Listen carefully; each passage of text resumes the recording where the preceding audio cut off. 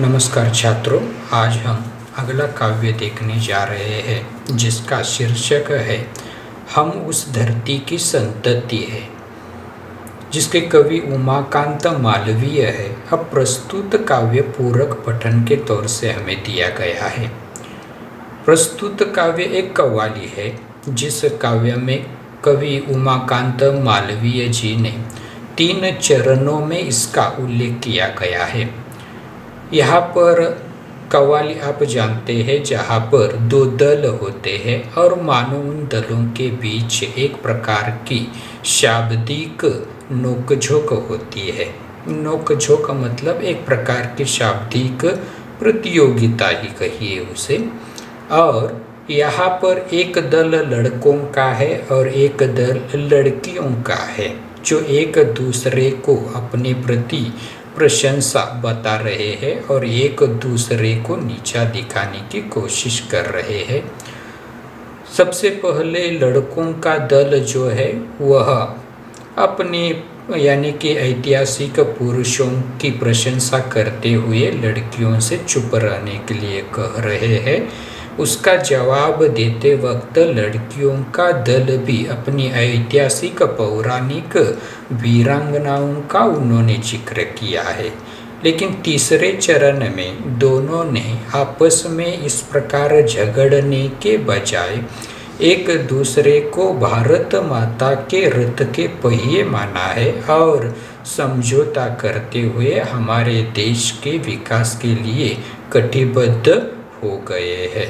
सबसे पहले चलो देखती है पद्य संबंधी जानकारी क्या है। देखो, कव्वाली का इतिहास 700 वर्ष पुराना है। कव्वाली एक लोकप्रिय काव्य विधा है। यह तारीफ या शान में गाया जाने वाला गीत या कविता है। यानी कि कव्वाली का इतिहास करीब 700 वर्ष पुराना कहा गया है। यह काव्य या गीत जो होता है वो ज़्यादातर तारीफ के लिए गाया जाता है, प्रशंसा उसमें से की जाती है। इसे हम कव्वाली कहते हैं।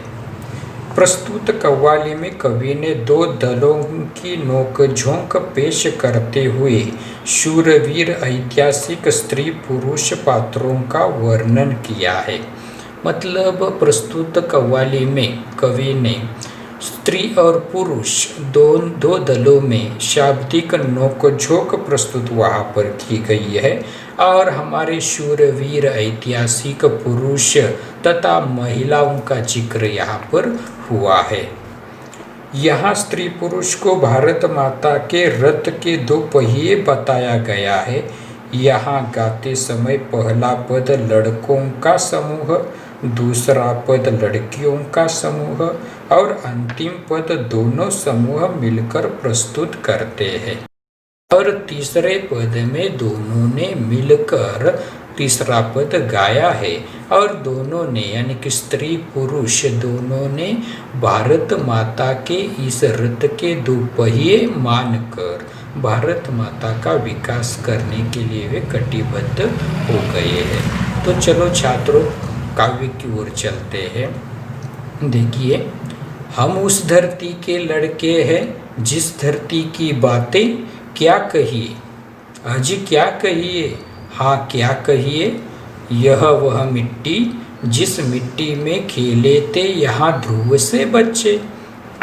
यानी कि लड़के कह रहे हैं कि अरे हम इस धरती के लड़के हैं, उस धरती की बातें हम आपसे क्या कहें।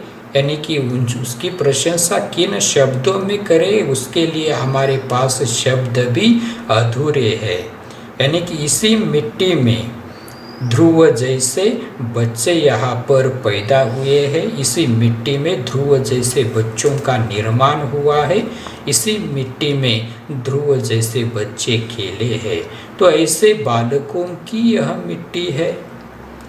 यह मिट्टी हुए प्रहलाद जहाँ जो अपनी लगन के थे सच्चे, शेरों के जबड़े खुलवा कर थे जहाँ भरत दतुली गिनते, जयमल पत्ता अपने आगे थे नहीं किसी को कुछ गिनते। इतना ही नहीं, इसी मिट्टी में प्रहलाद जैसे भक्त बालक बन गए हैं। भक्त प्रहलाद की कहानी आप जानते हैं, यानी कि ईश्वर को नरसिंह का अवतार लेकर भक्त प्रहलाद के लिए उन्हें वहाँ आना पड़ा था। तो वो भक्त प्रहलाद यानी कि इसी मिट्टी में पैदा हुए थे। इतना ही नहीं, तो भरत जैसा वीर महापुरुष, वीर बालक, जिसने शेरों के जबड़े खुलवाकर उसकी दंतुली गिनते, मतलब दांत गिनने का काम करते। अब दांत गिनने का काम करते थे, मतलब इतना वे बहादुर थे, इतना वे पराक्रमी थे, वीर थे। तो वो भी इसी मिट्टी में पैदा हुए थे। जयमल पत्ता अपने आगे थे, नहीं किसी को कुछ गिनते। जयमल और पत्ता जैसे इन दो बहादुरों ने मुगल साम्राज्य से उन्होंने टक्कर दी। विराट मुगल सेना से उन्होंने मुकाबला करते हुए अपने किले की रक्षा की थी। तो ऐसे जयमल पत्ता भी इसी मिट्टी में पैदा हुए, निर्माण हुए, उन्हीं की यह भूमि है। देखिए, इस कारण हम तुमसे बढ़कर हम सबके आगे चुप रहिए, अजी चुप रहिए, हाँ चुप रहिए, हम उस धरती के लड़के हैं। यानी कि लड़के इन ऐतिहासिक पुरुषों का जिक्र करते हुए अपने आप को बहुत बड़ा समझ रहे हैं और लड़कियों से कह रहे हैं कि तुम चुप रहो, तुम हमारे आगे मत बोलो, यानी कि चुप ही रहो। तो इसका जवाब अब लड़कियों का दल दे रहा है। देखिए क्या कहती है यह लड़कियां। बातों का जनाब शऊर नहीं, सेखी न बघारे, हाँ चुप रहिए। हम उस धरती की लड़की है, जिस धरती की बातें क्या कहिए। अब देखिए, जिसे बातों का जनाब शऊर नहीं, शऊर मतलब आप जानते हैं, यानी कि योग्यता हम कह सकते हैं उसके लिए, यानी कि बात करने की भी तुम्हारी योग्यता नहीं है। और शेखी बगार रहे हो, यानी कि शेखी बगारना मतलब अपनी खुद की प्रशंसा करना हम कहते हैं, यानी कि तुम्हें बात करने का भी शऊर नहीं है, तुम हमारे सामने चुप ही रहो। इस प्रकार लड़कियां कह रही है, यानी कि हम जिस धरती की लड़कियां है वो आगे बता रही है। देखिए, अजी क्या कहिए, हाँ क्या कहिए। जिस मिट्टी में लक्ष्मीबाई जी जन्मी थी, झांसी की रानी, यानी कि हम भी कम नहीं है।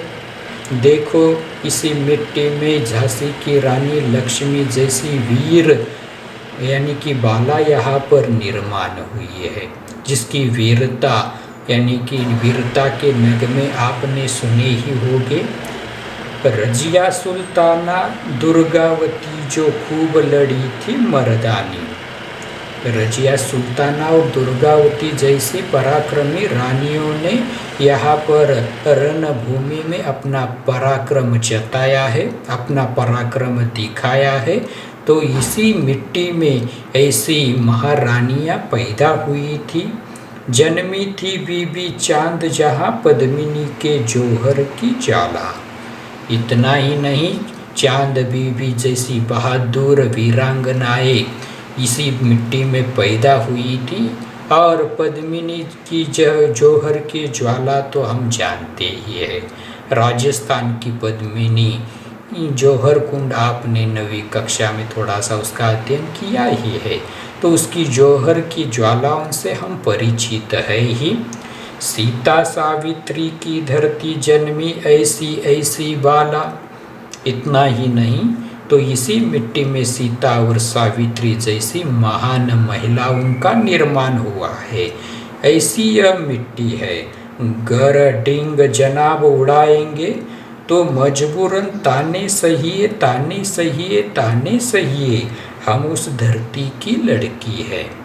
यानी कि डिंग हंकना मत करो। डिंग हंकना मतलब आत्मस्तुति करना, प्रशंसा करना, तो इस प्रकार अपनी प्रशंसा करना बंद करो, नहीं तो तुम्हें हमारे ताने सुनने पड़ेंगे, क्योंकि हम इसी मिट्टी की धरती की लड़कियां हैं जिनमें इस प्रकार की ढेर सारी वीरांगनाएं निर्माण हो चुकी है। अब देखिए आखिरी चरण में लड़कों का दल और लड़कियों का दल दोनों एक साथ ये चरण गा रहे हैं। देखो क्या कह रहे हैं। यो आप खपा क्यों होती है, टंटा काहे का आपस में, हमसे तुम या तुमसे हम, बढ़ चढ़ कर क्या रखा इसमें। यानी कि दोनों कह रहे हैं कि अरे हम और आप कोई अलग नहीं है, हम दोनों एक ही है। यूं ही हम आपस में टंटा क्यों कर रहे हैं, यानी कि झगड़ा क्यों कर रहे हैं, क्योंकि इस टंटे से झगड़े से किसी को कुछ मिलने वाला नहीं है, बल्कि कहिए इस झगड़े से हमारा नुकसान ही होगा। झगड़े से न कुछ हासिल होगा, रख देंगे बातें उलझा के। यानी कि इस प्रकार झगड़ा करने से कुछ हासिल नहीं होगा, बल्कि हमारी इन बातों को और भी उलझ कर रखा जाएगा। तो झगड़ा करने की आवश्यकता नहीं है। बस बात पते की इतनी है, ध्रुव या रजिया भारत माँ के।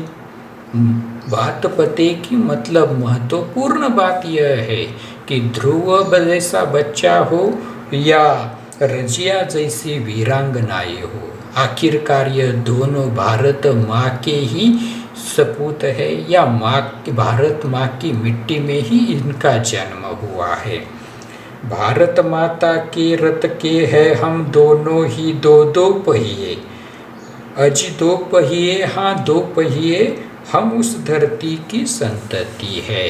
यानी कि हम इस भारत माता के रथ के दो पहिए आखिरकार उन्होंने कहा है, मतलब लड़के और लड़कियां दोनों, स्त्री और पुरुष दोनों एक दूसरे की यह भेदभाव की वृत्ति छोड़कर वे अपने आप को भारत माता के रथ के दो पहिए मान रहे हैं, और इसी के माध्यम से यह भारत माता का रथ आगे बढ़ना बहुत जरूरी है। यानी कि दिन ब दिन उसका विकास करना बहुत जरूरी है, भारत माता की तरक्की करना बहुत जरूरी है। तो इस कव्वाली में अंतिम चरण में लड़के और लड़कियां दोनों एक होकर भारत माता के विकास के लिए तत्पर हो गई है, और वो दोनों इस भारत माता की संतति है, मतलब दोनों भी इस भारत माता के ही पुत्र और पुत्रियां है। तो दोनों को भारत माता के विकास के प्रति प्रतिबद्ध रहना चाहिए। तो ठीक है छात्रों, आज के इस काव्य में धन्यवाद।